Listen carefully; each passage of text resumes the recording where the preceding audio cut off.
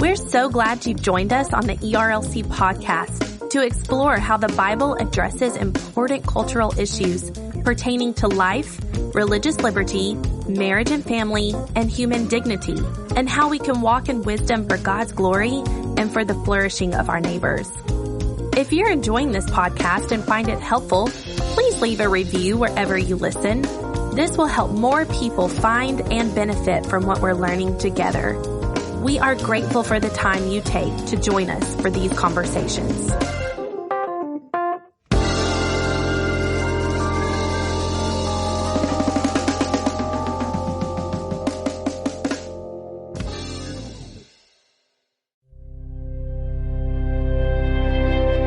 The legalization of abortion has meant the tragic death of millions of babies over the years.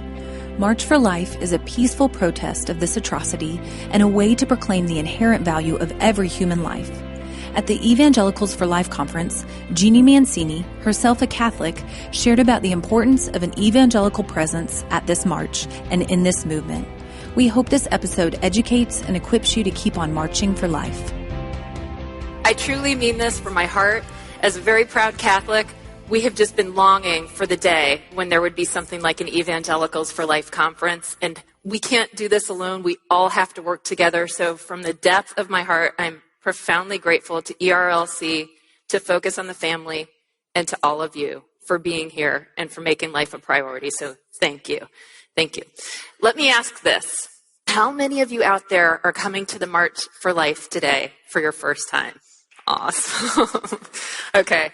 This is so exciting. Yesterday, we also hosted a March for Life conference in the morning yesterday, specific to our theme, and asked that same question. And almost everybody in the audience raised their hand yesterday, too, which says something to me. Something's going on in our culture. Perhaps it has something to do with the Planned Parenthood videos that came out this summer.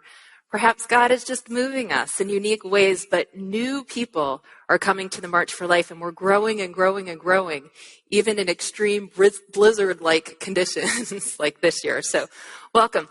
I thought it might be interesting, especially for newcomers, to hear a little bit about the historic event that in an hour you're going to be participating in. So in 1974, the first March for Life began. 1973, January 22nd, Roe versus Wade and Doe versus Bolton were decided by the Supreme Court. Decisions of judicial activism outside of the parameters of what the court normally does. But they found what they called a so-called right to abortion within the Constitution, which many legal scholars will still talk about as being, shady in terms of a good understanding of the Constitution. The following year, a group of people gathered in a Capitol Hill townhouse because they didn't want that anniversary to go unnoticed, because they weren't comfortable with the idea of abortion. They knew that abortion was a human rights abuse, and they just knew it was wrong, that we're all created in God's image, and they knew that it was wrong. So that first January 22nd, 1974, a couple thousand people gathered at the Capitol, mainly adults. I heard it was a bright, sunny day, 70 degrees. Little different than today. And they marched for life. And the truth of the matter is, they thought that things would get corrected and that they wouldn't have to do it the following year. But in 1975, they came back and they marched for life again. And around now, the other side, abortion proponents, were saying, they're going to get comfortable with this. They're going to get desensitized to abortion. No. Every single year, the march has grown. And every single year, it's become kind of a younger and younger demographic. Wait till you get out there and see for yourself. Even today, when we'll be small but mighty, you'll see how many amazing and enthusiastic young people will be advocating for life. So the truth of the matter is, we've never gotten comfortable with abortion. And the March for Life has grown to become the largest annual peaceful protest of a human rights abuse anywhere in the entire world, with literally tens of thousands of participants. But in a lot of ways, to be honest, we've missed the evangelical voice. And so it's such a delight that you all are joining us. And I know some of you have been here before, but I'm just so profoundly grateful because we know that God is the author of life, that God has a plan for every life, a plan and a mission, and that everyone deserves to be brought to term and deserves to live their life to the full. And so thank you for being here. My name is Jeanne Mancini. I know I was introduced. I started working for the March for Life in 2012. Until that time, it was run by a woman. Her name was Nellie Gray, and Nellie died at the age of 88 in August of 2012, and she literally dedicated her entire life to the March for Life. In her mid-40s, she retired from a government career. She was an attorney, and she just started volunteering full-time for the March for Life. And it's really in large part because of Nellie's work that we're still able to stand here.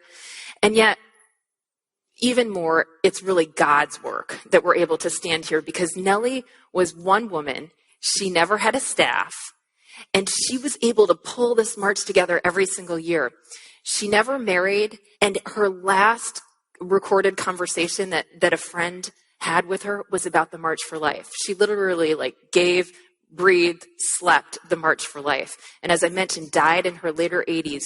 And so in 2012, I was asked to head up the March for Life, and I was, astounded by that and surprised, but I sensed that it was God's call for my life at that time and was happy to take it over. And so one of our main priorities immediately was to do outreach to non-Catholics. I'm a proud Catholic, but to non-Catholics to come to the March for Life and to work with our evangelical leaders and brothers and sisters to have you all here and to have your voice more powerful. So we're so excited.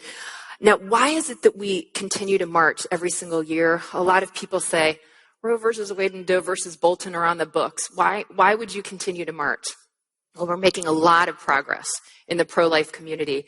We're making progress in terms of state legislation in particular, but we're also making progress with public opinion polls. The truth of the matter is that most Americans don't fall squarely in a pro-life camp or a pro-choice camp, but they're kind of somewhere in between.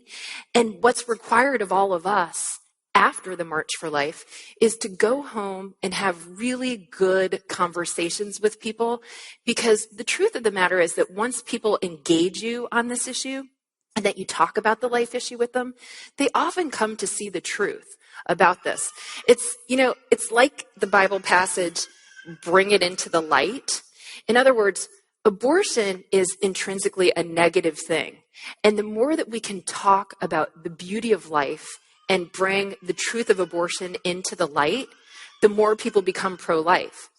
Our job is not to ever twist anyone's arms behind their back to agree with us on this issue, but it's just to show reality for what it is and to learn as much material as you can to be able to have good dialogues. So the March for Life is very motivating, you'll see, because you're not alone. You're united with tens of thousands of other people who feel this way.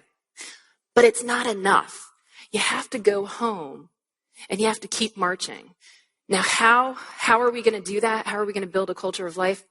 Well, I can't answer. All I can do is answer that for me in my life. But I know that every single one of you here loves God, and I know that God has a plan for every single one of your lives. And part of that has to do with building a culture of life. So my request to each of you is that over the course of the next few days, some of you might be snowed in and have a little extra time on your hands, that you pray the prayer, Lord, how is it that I'm called to serve this community? What are you asking of me? Maybe it's to pray in front of a pregnancy center. Maybe it's to support financially some of these good pro-life organizations. Maybe it's to be a pro-life attorney. I'm not entirely sure what it is, but what I do know is that there's something. And it might be prayer, and prayer, this is a spiritual battle, and that is the most effective apostolate is prayer. So my prayer is that each of you will ask that of God. And I'm sure many of you already have, but ask again. Look deep in your hearts, because it's only when we all respond to the promptings of the Holy Spirit and to what he's calling us to do that we are going to build a culture of life. And we are going to build a culture of life because people like you are here and you're going to respond to God's call. And we know the story of David and Goliath, and that's our story. That is our story. So thank you. Every one of you has a story for why you're here today. Every one of you has a story for why you're pro-life. So get past the digitalness of digital media and tell the personal stories. And then the whole world will know why we march for life. And that can be very converting of our hearts, very powerful. So thank you. Thank all of you for being here. I'm so very, very grateful. God bless you. And I'll see you in about an hour as we're marching for life together. Thanks very much.